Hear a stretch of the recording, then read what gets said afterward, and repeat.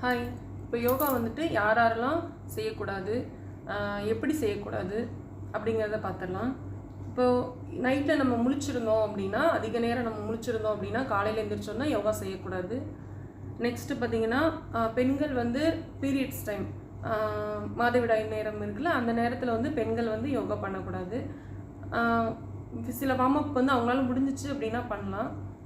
Next பார்த்திங்கன்னா, உடல் வாய்ப்பட்டு இருக்கும்போது பண்ணக்கூடாது. அதாவது நம்மளுக்கு வயிறு வலி இருக்குது, டயரியா இருக்குது, அதுக்கப்புறம் வந்து காய்ச்சல் இருக்குது, இந்த மாதிரி ஏதாவது ஒரு முழங்கால் வலி இருக்குது, அந்த மாதிரி வலி இருக்கும்போது வந்து நம்ம யோகா பண்ணக்கூடாது. ஸ்ட்ரெயின் பண்ணி பண்ணக்கூடாது. நம்ம வந்து ஈஸியாக உடம்பு வந்து நல்லா இருக்கும்போது மட்டும்தான் பண்ணணும். எளிமையான ஆசனங்களை வந்து உடம்பு ஆரோக்கியமாக இருக்கும்போது மட்டும்தான் பண்ணணும். ரொம்ப கஷ்டப்பட்டு யோகா பண்ணக்கூடாது. தக்க ஆசிரியரோட துணையோடு தான் பண்ணணும். ஒரு சரியான யோகா ஆசிரியர் வழிகாட்டுதல் மூலயமா தான் நம்ம பண்ணணும். நம்மளாக வந்து யோகா பண்ணணும் அப்படிங்கிறது பண்ணக்கூடாது. ஏன்னா அது ஒரு மருத்துவம். தவறாக செஞ்சோம் அப்படின்னா அதோட வீரியம் வந்து ரொம்ப அதிகமாக இருக்கும். அதனால ரொம்ப சில நோய்களும் வர வாய்ப்பு இருக்குது.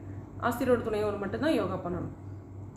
நெக்ஸ்ட்டு வந்துட்டு பெண்கள் வந்து இந்த காப்படி இந்த மாதிரிலாம் அணிஞ்சிருப்பாங்கள்ல, அந்த மாதிரி நேரங்களில் முன்னாடி குனிகிற ஆசனங்கள், பின்னாடி குனிகிற ஆசனங்கள், பின்னாடி வளைகிற ஆசனங்கள், இது வந்து பெண்கள் வந்து பண்ணக்கூடாது. தேங்க்யூ.